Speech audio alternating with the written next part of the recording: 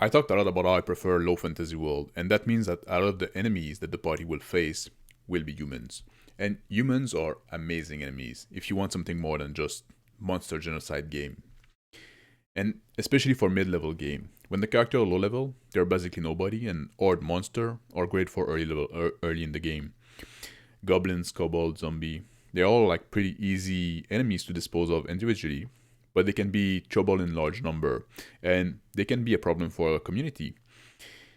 But they can also be taken care of by a party of adventurers who are brave and smart. They are perfect for a low level party to make their mark on the wall.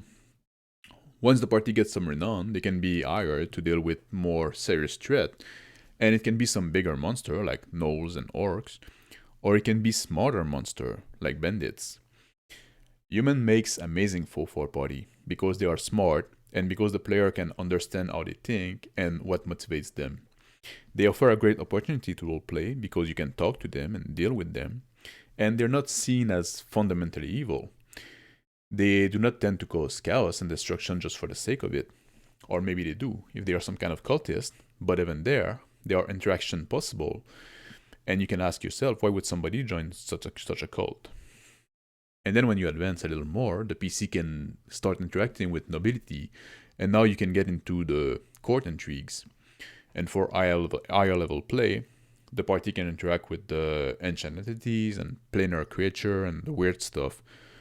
But humans are perfect for the mid-level play of a campaign, and they can also easily link all the level of play together.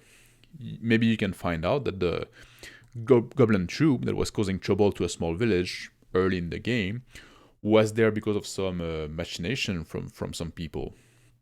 Maybe it was some noble trying to sow chaos so he can raise in the rank, or maybe it was someone trying to have everyone in the village leave because they're after something below the village.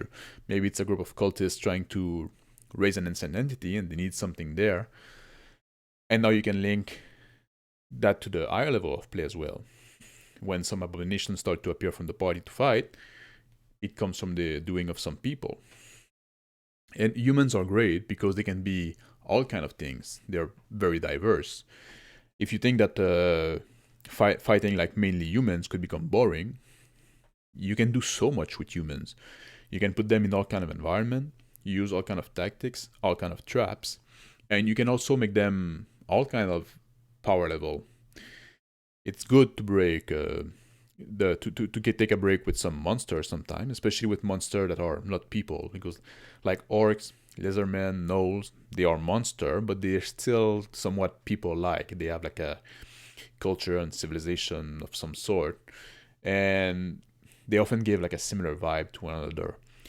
Of course, you can adapt them however you want, but they're usually a little more unidimensional. They are there to be killed. And like I said earlier, maybe they are some other group behind their presence. But monsters like Purple Worm and Giant Spider are a good change of taste, but they are limited roleplay opportunity around them, unless you involve some intelligent being, like humans. And yes, there are other types of intelligent beings, but those are often seen as very aliens, and they have a different way of thinking and can be hard to understand and hard to understand their motivations. With humans, since the players are humans, they are less likely to brush them off as just monster doing what monster do. It can feed the player curiosity much more. And also seeing humans doing horrific acts can trigger a much more visceral reaction in players. Because we know humans are real, and they can be monstrous in real life as well. When you see something that is obviously a fantasy monster doing nasty stuff, it doesn't hit us in the gut as much. So now I have explained why I think humans are the best opponent. Let's talk about how to use human, and I want to talk about faction and relation to the others. There are many things that can separate humans in different factions: race, ethnicity, religion, tribes, families, political ideology, even occupation. And you can have faction inside faction, it can all be fractal. And you can have different factions being opposed against one another, like a kingdom against another kingdom, family against another family, a guild against a guild, and that is often useful and fine, but we can do more. You can make those factions of different level, like family against a kingdom, a religious group against a guild, and already that's a little more interesting, but we can kick it up a notch again. With faction with asymmetrical relationship, when two factions feel differently about each other. And we see that in real life, and it's quite common, and it can lead to all kind of a sometimes problematic interaction. I'm going to use some real world example, and I need to make this disclaimer because people on the internet, but yeah, the example I'm going to use are very simplified, and I'm not going to dig it deep into all the little intricacy. That would take too long, and it's not the point here.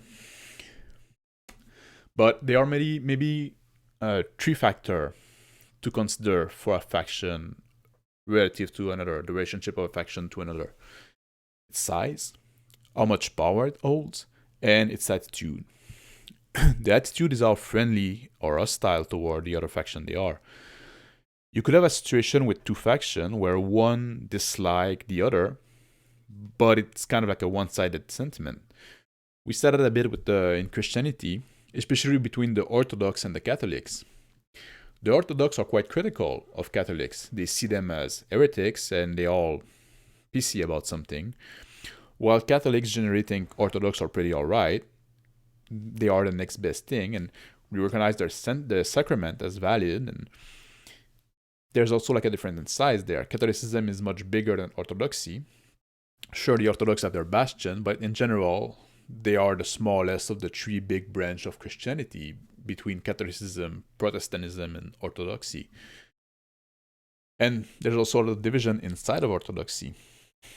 That being said, those relations are not like overly vitriolic. And we can see an example of an asymmetric relationship between 2 factions that are much more serious. But I have to be careful talking about that here because we're on YouTube, and one of those groups is very sensitive about being criticized. If you know, you know. But we can see this group of people who are very few in the world, not numerous at all, but they wield an amazing amount of power, and they despise Christian. They even ban teaching of Christianity in their ethno-state. But they somehow use their power and influence to convince a big proportion of Christian, especially American Protestant, to worship them like they are, well, God's chosen people. This relationship between 2 factions is interesting, although dangerous to explore.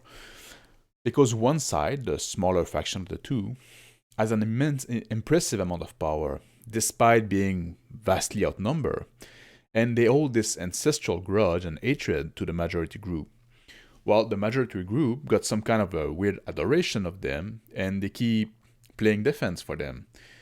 If someone tried to point out the abuse made by the small group, the majority of the bigger group will side with the small group, like some kind of a Stockholm Syndrome victim. The disparity between the 2 groups also forced the smaller one to act in devious way from the shadow with twisted scheme. And that can be a good inspiration for your D&D setting. You can start your player as unaware of this relationship. Maybe there is a small group of people who has been depicted as some kind of victim, and the PCs by default believes that. And this can come back to what I was talking in my last video about how do you know the difference between what you think is true and what is actually true. But as the character make their way through the world, they might realize that a lot of the problems they have encountered were actually caused by this small group. You can even start your PC when they're helping the smaller faction. They are being manipulated into serving a group that is in fact working for their demise. If you want to initiate an emotional reaction in your player, having them feel used will get them. They will hate the evil bastard who tricked them. But if you want to achieve that, you have to make your relationship between factions a little more complex than just 2 groups, more or less evenly matched, openly opposing each other. It is also interesting to consider the relation to the other And by the other, I mean the people that you consider as not being part of your in-group, however you define your in-group. What we see as our in-group can be complex and multifaceted, and it can change based upon context. It's your family, it's your tribe, your race, your co-religionist, the people from the same alma mater, the people who share your hobby or your political views. And nowadays, it can even be like people who share the same sexual deviancy as you do. Human beings are naturally tribal, but in the West, white people have been disallowed to adhere to any normal in-group, so they look for identity elsewhere. There can also be people that firmly stick to their conditioning and stubbornly refuse to be part of any group, like radical individualists. And this is not going to end as they might hope it will. But anyway, back to the topic here. What I mean by the other are the people that are in the out group. And I assume most people watching this video have been raised in society that's been strongly influenced by Christianity. And Christianity as a universalist nature, where we have commandment and that not only bind us when dealing with other Christians, we are told not to lie, but we don't have an exception when it comes to pagans. And the same thing with murder and any other kind of thing we're forbidden to do. They are universal constraints. But that is not such a common thing. Even in other Abrahamic religion, they don't have this universal approach. They prescribe and proscribe quite different attitude based on if you're dealing with someone from the in-group or someone from the out-group. When you define faction, this is something to think about. How do they deal with the other? Do they have a public discourse and a private one? This is also something that is really common. When you're talking with someone from the out-group, you depict yourself as very wholesome and maybe misunderstood, and all those nasty things that have been said about you are false and based on prejudice. But when you're within the in-group, yeah, all those things that they say are true. And how does that come into play when you're out of power versus when you're in power? Do you have a mask off moment? Or, like I talked earlier, maybe you're in power, but you still need to wield it from the shadow because you could still be threatened by an awakening of the mass, realizing that you don't have their best interest at heart. Do you have a small group in your city that will create like a kind of a Gate of Toledo moment, opening the city gate to a besieging enemy? If you don't know what it is, look it up. Another space that can be interesting to play with are temporary alliance or alliance of convenience. Sometimes you can have two groups that decide to work together to face a common enemy or an imminent threat. But they both know that this is only postponing their hostilities. This is something we can see between some Christian and some pagans. We say like no more brother war, and hopefully it's true in the sense that we won't go to war anymore. But I think we kind of know that if the more imminent threat were to be eliminated, we would kind of like turn on each other again. And it might not be outright a hot war, but one group will need to be subjugated to the other. But for the time being, we can pretend that this is not the case and try to work together. And also one thing to consider in this case, for Christian, opposing paganism doesn't come from a place of hatred. You have to understand the mindset that we try to save those souls. Yeah, individual are fallible, and sometimes in actuality the acts of Christian might not appear as coming from a place of love, but in theory that is what it should be. So that's even something that can be integrated in your relation between faction. Human relation can be much more complex than just like, oh, I like those guy, I hate those guy. You can love people but hate behavior they engage in. And if you can convey those kind of relation in your game, you can give your world much more richness. One last thing you can consider when doing faction, well, it's not the last thing you can consider, but the last thing I'm going to talk about, is if the division between two factions are genuine or manufactured by a third faction. You know, it's like the old divide and conquer thing. And this can also be an interesting arch for a campaign. When the party is involved in the overt conflict between those two groups, but then at some point that they realize that this is fueled by someone else trying to benefit from the chaos, kind of a little finger move from Game of Thrones. And then the PC might want to broker peace between the two opposed factions, but they first have to remove the influence of the third one. Anyway, that's about what I wanted to talk about today. That humans are the best monster because we can be so horrible to each other, especially when we perceive someone as being another, not part of the in group. And seeing the evil behavior of our own can reach us emotionally much more than the evil act just from some fantasy monster. When you build faction of people, make them more than just two groups openly opposing each other. And remember that people can divide themselves in faction for reasons much more complex than just hatred. And even hatred, it usually comes from somewhere, and not always from somewhere justified. It can be envy, or jealousy, or an inferiority complex, or a superiority one. And relation between different groups can be much more interesting when they are asymmetrical. Don't make it too obvious for your player as to who are the good guys and who are the bad ones. Or maybe it's not even clear if someone is in the right and someone in the wrong. We don't have to make things obvious, like in shorter form contents, because like RPG campaign is something that is developed in a prolonged manner. We have the benefit of time. It's not like a theater play or like a movie, a 2-hour movie. So take advantage of that and add some complexity in your world.